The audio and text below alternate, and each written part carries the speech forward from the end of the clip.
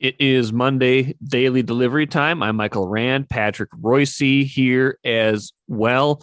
Got a bunch of things to get to, Patrick. We're going to get to baseball because this is deadline day or the self-imposed deadline day, but I don't want to start with baseball because I'm kind of bored with those all those idiots trying to figure out how they're going to divide up the money. I'd rather start, Patrick, with hockey, Gophers men's hockey, and just what a interesting story this has turned into. I mean, you have, a month or two ago, you've got your goalie Jack LaFontaine leaving in the middle of the year, on very, very short notice to go to Carolina.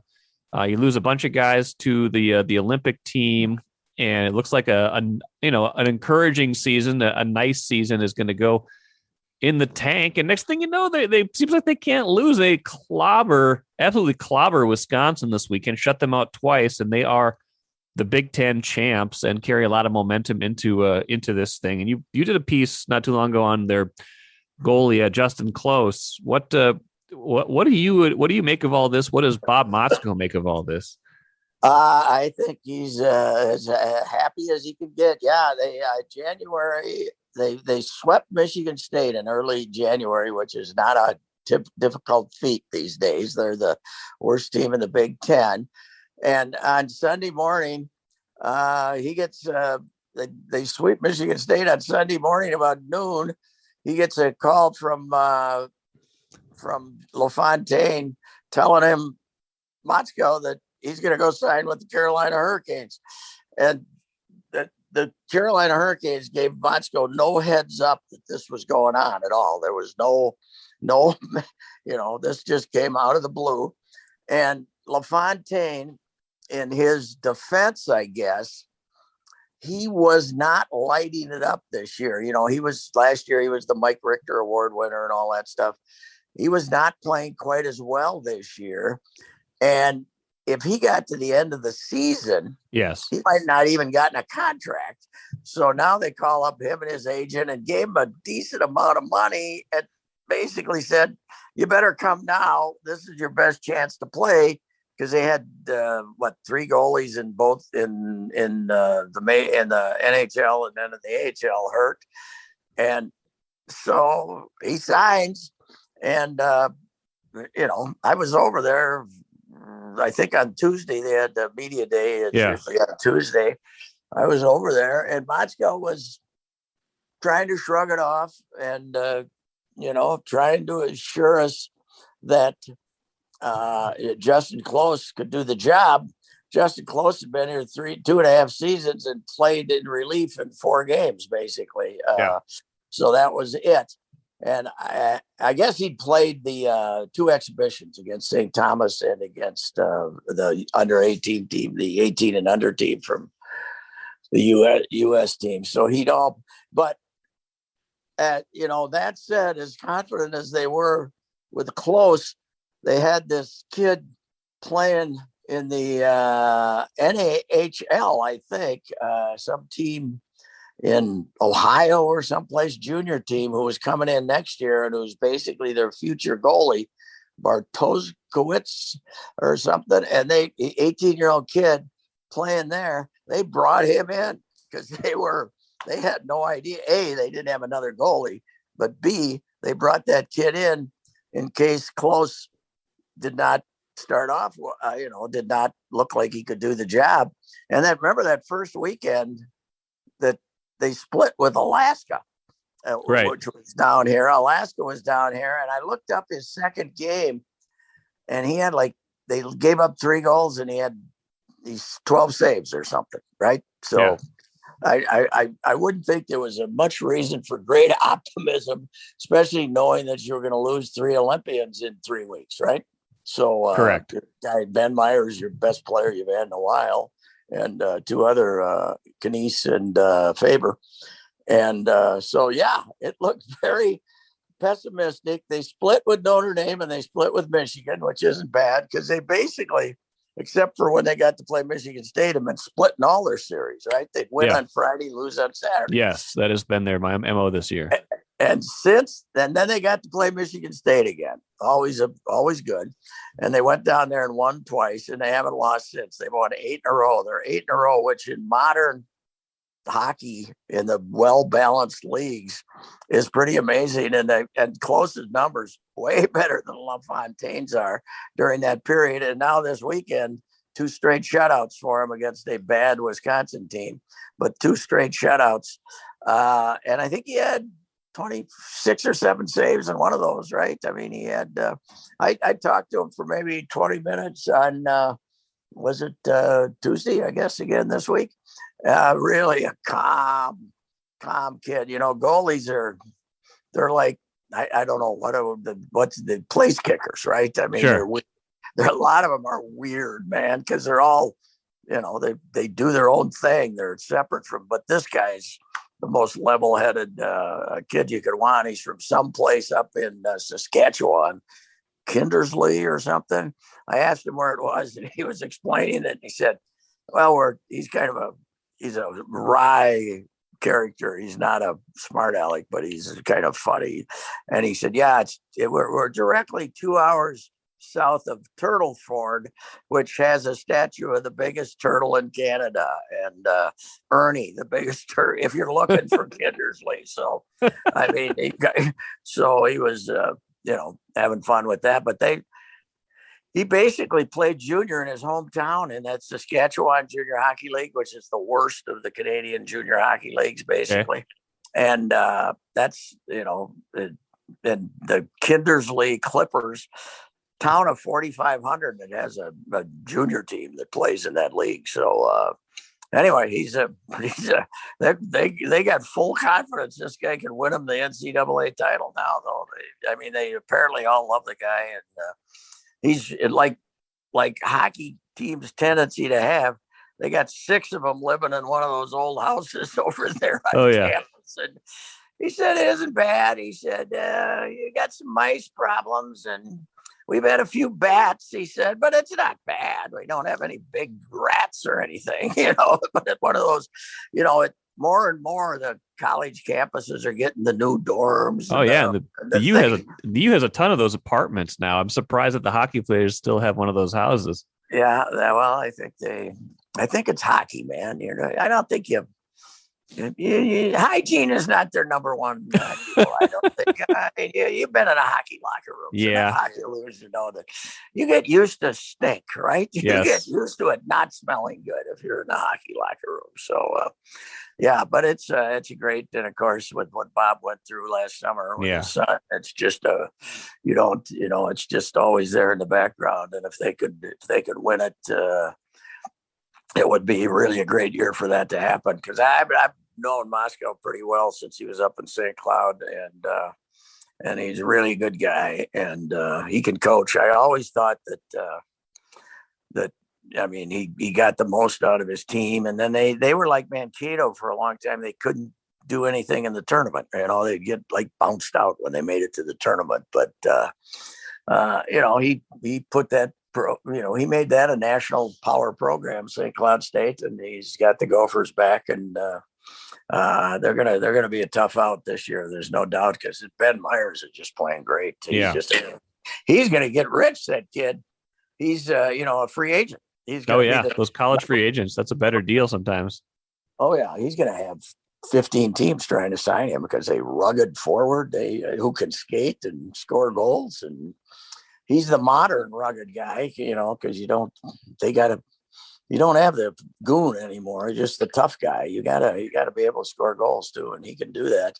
I went out and saw him in high school when he was about a junior. I went out to do a piece on Delano, this basketball town, and one of those old towns that didn't even know hockey existed, and they've turned into a power. And I remember I went out there and saw them play and do a piece on him, and I don't know, he might have been a junior then, and they were raving about him then, and they were right. Take a playcation to Mystic Lake for 24/7 gaming, fun restaurants and bars, and luxurious hotel rooms. And join Club M to bask in the rewards. Follow the lights to Mystic Lake, where every day is play day. I was looking up Close's stats as long as we were talking about him. You're right. He's by 14 starts this year, 11 wins, 3 losses, 933 save percentage, and 1.73 goals against. And obviously that's helped by 2 shutouts over the weekend, and 2 shutouts over Wisconsin certainly made Gophers hockey fans feel good. Obviously clinched the Big Ten title over the weekend. Yeah, I mean, it's, anytime you get that hot, you kind of wonder if you can sustain it in the postseason. But man, it's a good team right now. It's no doubt about it. Hey, Mike, they claimed a crowd of 10,000 too on Saturday night, and even if they were lying by 1,000 or so, that's the biggest crowd they've had in there a long time. Maybe they had a North Dakota game somewhere that they came down for a non-conference game, but for years we've turned that on and seen the place half full. And I didn't watch much of it, but I saw I think Randy Johnson covered it for us, and he called it a raucous crowd. Raucous. So wow. Yeah, so that's pretty dang. That's good too. That would really help if people would start going to their games again, because it's been one of the most phenomenal stories of the last 10, 12 years. The way Gopher hockey is Gopher hockey was always had a huge cult of fans. And when they got we used to, both newspapers went on the road with them, traveled with them, and they've kind of fallen off the radar dramatically here in the last 7-8 years. And this would be to win it again and to start filling up the arena again would be pretty good.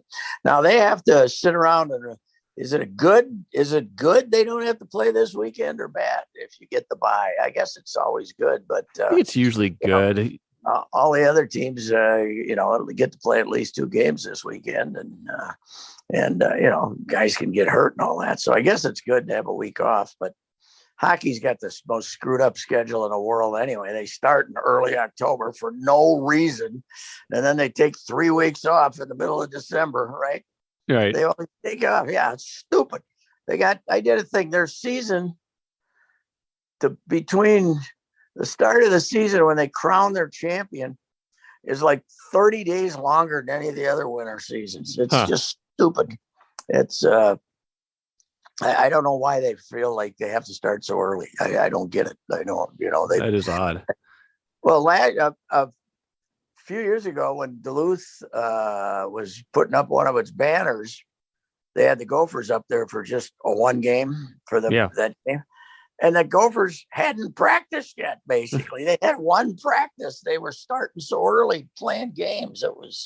I don't get it. It's a long, drawn-out season. And then ESPN wanted them to push back the Frozen Four for TV purposes so they wouldn't be on against the basketball. So now the final, the Frozen Four is always a week after the NCAA tournament. It used to be the same weekend or even a weekend earlier. So yeah, it usually winds up in what amounts to almost mid-April now, which is this year I think it's a little earlier. The way April falls, it's like April 8th and 10th or something. That's a 6-month season. It's essentially it's a 6-month season. It's amazing. Yeah, it's really weird. Yeah, but good luck to the Gophers. It's a really great story. And also last week, this Logan Cooley, he's a number 1 U.S. player. Yeah, saw that draft, and he changed his commitment from Notre Dame to the Gophers. So, that's of course one you can't talk about. I don't think, because did he sign already? I don't know. If he flipped, he probably hasn't signed yet. I don't know about that, but they weren't talking. I know that that Motzko was not in a situation to talk about him yet, so because he hadn't signed yet. Right. Isn't it great that the NCAA will let you pay players for their likeness and image, and they'll let you do all this other stuff? But if a kid commits to you, you can't say anything about it. Because it could be an illegal recruiting incentive. You can't. The coach is not permitted to say, "Boy, we're really happy we got a commitment from Bill." No, although they've loosened it up a little bit on social media now, because it looks like every time someone commits, there's some kind of big from the university. Yeah, it's kind of blurry because it's got a lot of the logoing on it. You know who made it, that's for sure. Unless maybe it was a third party, but it's interesting in that regard.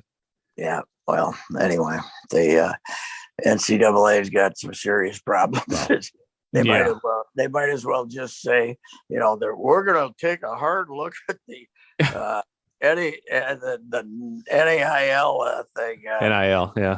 This NIL to see if it's affecting recruiting. Okay, boys, you do that way. Yeah.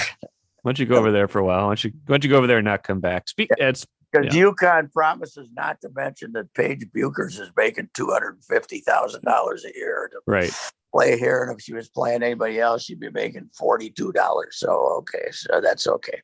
We'll do that. By the way, Paige is back. I saw that. I want Iowa and Connecticut. Yes. UConn to make the Final Four semis. Play in the semis so we can see Caitlin Clark against Paige Buchers. That would be something. Yes, and that is here, and that's not that long from now. It's about a month away, right? Yes, April. Same. I think the same weekend as the men, right? Yeah. So it's just what the women's. Do they still play Sunday, Tuesday, or they play Friday, Sunday now? They might play Friday, Sunday now. Yeah, something like that. But yeah, that'll be. We'll play that big up. Yeah, I was down to Iowa. Iowa, amazing. It's the mecca of women's basketball because the Iowa State they're going to have 2 of the 5 All-Americans that are going to be Iowa born, Iowa products. And the Iowa State actually beat Iowa this year, and Iowa State's going to probably end up tying for the Big 8 title too. They're tied with Baylor. They play Baylor tonight. And, the Hawkeyes filled up their arena Sunday for that game. Clobbered Michigan, right? Yeah. And they're going to have Hilton Coliseum full tonight for the women's basketball too, for Iowa State versus Baylor. So it's a bigger event than it was when it was here 27 years ago. That's for sure. The women's final. Gophers might play Iowa in the Big Ten tournament too if they beat Northwestern in the first round. I think Iowa would be their second round opponent. They avoided that. They avoided the having to play in the earlier 11 through 14 by beating was it Penn State the other day? I think it was. So there. Whalen must walk in that locker room before every game and say, "Well, what do you got for me today, girls? Are you going to shoot 23% or 53%? Which isn't. You're right. There's not a lot of middle ground there, is there? They get 90 yesterday. That's 2 games worth some of the time. They can play as rotten as it's possible to play, and then they play pretty good. So, but of course, she's supposedly got a good recruiting class coming in. So maybe things will change, and we'll start going to women's basketball games again. The crowds have been pretty over there. By the way, let me say something about crowds. Okay. Just off the beaten path. Did you see? We still have the girls hockey tournament being played at XL Energy Center, so they can have that experience. And there was a crowd big enough to fill Reader for the AA on Saturday. But I believe they said the attendance for the A game between the 2 northern schools was 607. Is that really a fine? Wouldn't you rather be you don't have the nice scoreboard. Wouldn't you rather be in Ritter and have the place full and loud and jumping around? We had the lawsuit, I know, so they didn't. Right. They had to change, but I don't think it's sexist to play in an arena that'll be jammed. I was up to the St. John's game Friday night, and they had to move it to the St. Benedict's gym, the little bit. You ever been in that gym? No. Great little gym. 1,100 people. It sits down in a valley, basically, and that place was loud, man, because it was small and full. So, sometimes you'd rather have the atmosphere of the fans than actually a nicer scoreboard. But anyway, I agree with that for sure. I the War Road girls, by the way, Izzy Marvin, the coach up there, wins his. He's been coaching the girls for quite a while, and it's been the first title he had since 10 years ago. So they've had a powerhouse program. Yes, they have. Girls hockey, though. You mentioned Whalen and the recruiting class coming in next year and how expectations will be raised. Maybe that's a good segue to talk about that program and the men's basketball team before we get to baseball. I think you had a good observation before we started recording, which was obviously this was kind of a redshirt year for Ben Johnson, so to speak. He comes in, he's got none of his players, basically. He's got all these mid-major guys to fill out his roster. They get off to a surprisingly, shockingly good start, but then Big Ten play comes around and obviously comes back to earth. They put up a good fight in a lot of these games. I think Sunday was a good kind of microcosm of that. They get way behind to Indiana, but come roaring back and make it competitive at the end. Next year, though, even though it's just year 2, moral victory season is over, right? It's next year it's wins and losses. This year it was, boy, did they play hard, and they fought mightily, and that they got transfers from New Hampshire and other places like William and Mary, Lafayette, and Bill and Mary, and all those places, and you know what is he had 8 seniors yesterday. Yes. That's what people don't realize. This is a senior laden team. They got 4 recruits signed. Well, they need, I don't know what the limit is, but however many players you can bring in, they got to bring in that many. Yeah, right? They're getting a whole bunch more again. You need 10 guys, and you'll have 2 or 3 back, right? You'll have the big kid who's throws in a 3 once in a while and couldn't guard me, but the Thompson kid and Battle, obviously.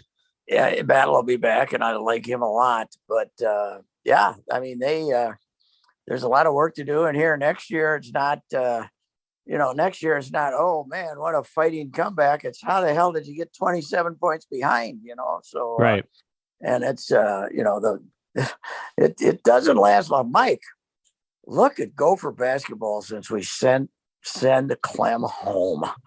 Unbelievable. They've been in 3 NCAA tournaments in 20, right? No, they've been in 6. No, four. 6. 4. They've been in 6 tournaments since then. They have 3 under Tubby. Oh, Tubby, that's right. 3 for Tubby. Yeah, 3 for Tubby, right. 1 for Munson, and 2 for Patino. And they've won 2 games, right? They've won 2 games. Patino won 1, and Tubby won 1. Yes, that is correct. Yes, they've won 2 NCAA games. They've been in 6 tournaments. Yes. 23 years. I mean, well, last year they didn't have one, so 22 seasons they wouldn't have made it. But right, or 2 seasons ago, right? But it's we always talk about Gopher football. This has been as bad.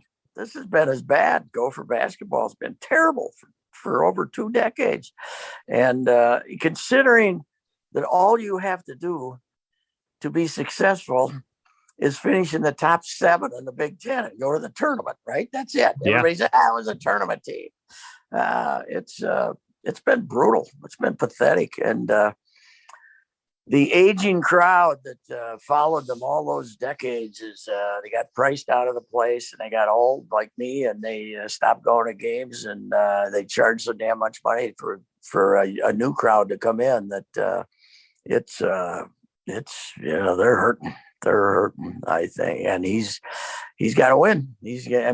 Not next year. Okay, borderline NCAA, middle of the conference. That's fine, but it's not going to be. Hey, boy, did we come close this time? That's not the way that works. You got to win games, and so next year they're gonna end up.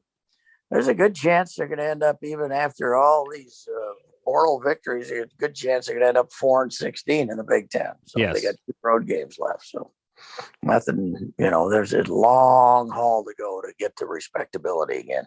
Yes, there is. And, I think there's been some good signs that he can coach this year. So I don't think where nobody's giving up on this. I think there's a reason to be optimistic about some of the way the season transpired. But I think your bigger point's a good one, that there's no more of the people are not going to be satisfied with a cute little story next year that, the honeymoon ends pretty fast. I think people will be behind Ben Johnson because I think he's an easy person to get behind if you're a fan. He's got it's his alma mater. He's got the right kind of energy, but the results will tell the story of the tenure as they always do.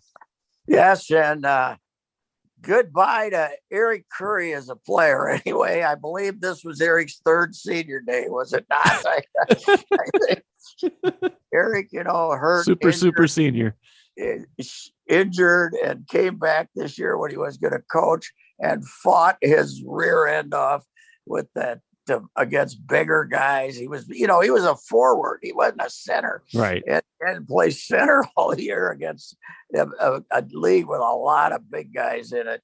And he battled like crazy. And he sprained his ankle or something about a month ago. And he came back within 2 weeks and he just fought like crazy. He was a noble character and he's got another year of eligibility, but I think he was a very happy man yesterday that he could call it quits. And I guess the one guy who really boosted his stock to the point he's probably going to get a chance to at least play in Europe or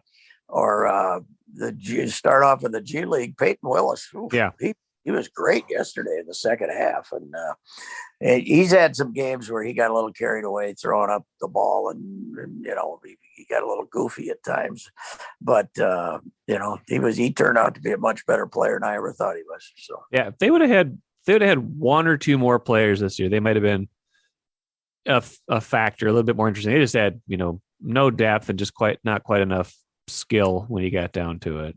No, I mean they had one guy who played a few minutes, Will Ramberg. I wrote about him.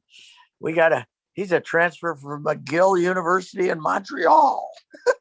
They were taking him from, they thought they were going to get when Ben, I heard this from a pretty good source, that when Ben got the job, one thing he told them is he thought he could hit the transfer portal hard and get some of these Minnesota kids that he had a relationship with, Dawson Garcia and some of these guys who were transferring, and they didn't get any of those kids. I think those guys just looked and said, I don't want to go there. If I'm gonna use a transfer year, one of my last 2 years, I'm gonna go somewhere where I got a chance to win. So I think they thought they were going to do better in the transfer portal than they did last year. They didn't think they'd end up, going to, as we said, these third level Division I programs. Yeah. If I was the commissioner of the NCAA, I would throw 150 teams out of Division I and have the FCS version of basketball. It's stupid to have these. You got conferences down there like in North Carolina and places that the top half of the Northern Sun is just as good as some of these Division I conferences.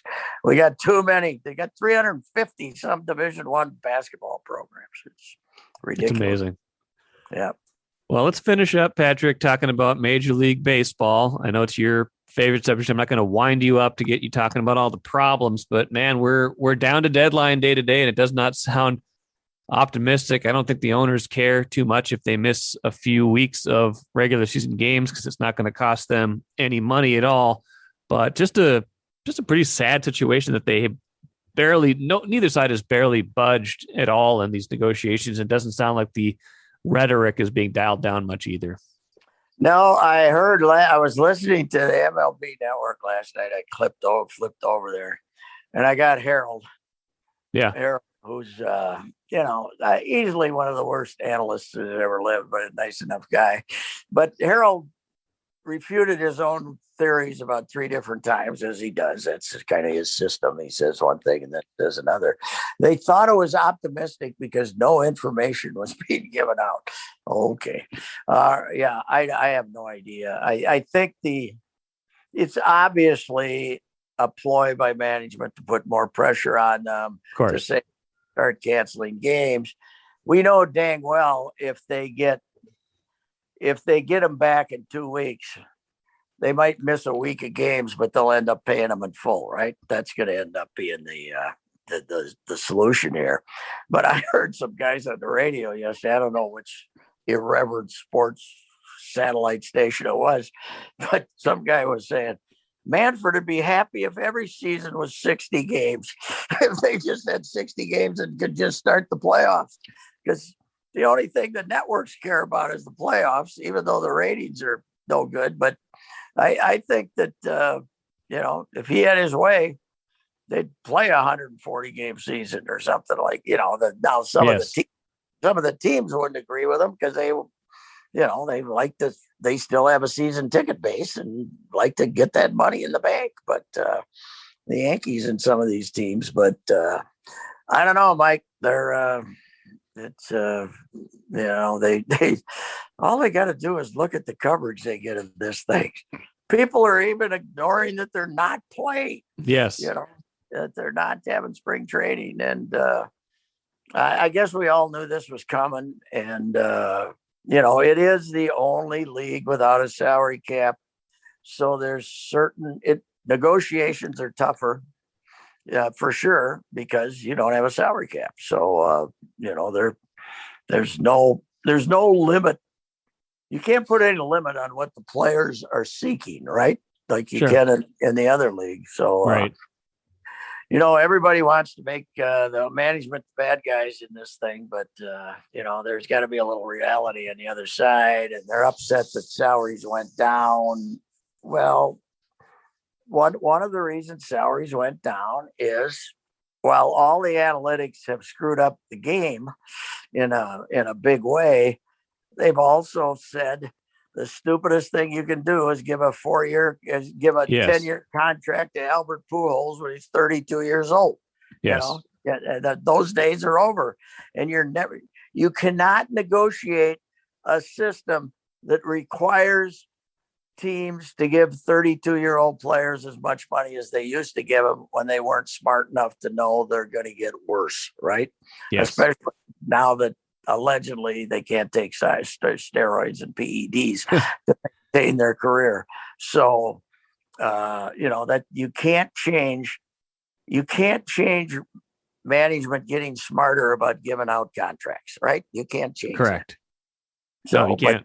Yeah. Somehow the players want to change that, and they're not going to. Baseball rosters are going to stay as young as they are now, or maybe get a little younger. So, my friend Clark Griffith used to always be of the belief, good baseball man, always been of the belief, 25 to 28. If you look historically, the best players were ages 25 to 28, and 30, 31, 32. Some of them beat the age beater, but not too many of them are still very productive at age 35, not as productive as they used to be. So that's the reality of the situation. Yeah. But the other thing they've done is devalued pitchers because they used 50 of them. So, it's, we don't pay for those. Yeah, hey, we got to have a 13-man pitching staff. Well, you don't pay for 4 of those guys because you're going to have 20 of them fill those 4 positions during the year. Guy pitches 3 innings, he goes to the minor leagues. I got, so one of the big things that the management was talking about, I heard Harold and the fellas about 2 weeks ago bragging what a great impact this would have on the game if they only let players have 5 options per season. Which is amazing. How about if you call somebody up, he has to stay for 10 days? Yes. And, when you send them down, they have to stay in the minors for 10 days. How about when you call them up, they have to stay for 10 days? Yeah, make it just like the injured list. Make it like that. If you come up, you got to stay up. If you go down, you got to stay down. And if you come up with some phony baloney injury, you still got to stay on the active list because you got to get them to stop bringing in endless pitchers, which causes you to use 8 pitchers a game. Now you got me on my rant again, so I better. Well. The use of pitchers is the worst thing that's happened in this game. The use of pitchers, Jack Morris would have went 5 1/3 with these guys, in Game 7. That would have been, hey, we got to get you out of here, Jack. You walk that guy. 3rd time through the order. Got to get him out. You're done, baby. So. Well, it's not great, and it's the game's got enough problems, and I look ahead into the future too. I mean, they're lucky the TV contract goes as long as it does. The media contract I think goes through 2028, but that next round of negotiations is going to be interesting. That's where the hurt's really going to come in, I think, unless the game makes a sort of rebound and looks like it's on the upswing again at that point. Christopher Reusse, Mr. Baseball, and my friend Phil Mackey and other guys. 3 balls, 2 strikes. They're on the 3 balls, 2 strikes wagon. You'd have to draw a line in baseball history, and no record before this time you'd have to have a whole new record book, right? Yes. Because you're changing the game so dramatically. But I don't know. I'd like to see it experimented with, maybe in AA or something like that. I'd do that before a lot of the other things that get talked about. Yes, well, that would be the simple solution, right? That would be the simplest solution. 3 balls, 2 strikes. It would be lots of strikeouts, lots of walks, but you got those now, and they wouldn't take as long. Yep. But the idea would be to get people to get pitchers to throw strikes and the hitters to swing at first strike, pitches. Yeah, get the ball and get the game moving. That would be a change for the ages, but it would be it's the simplest solution probably.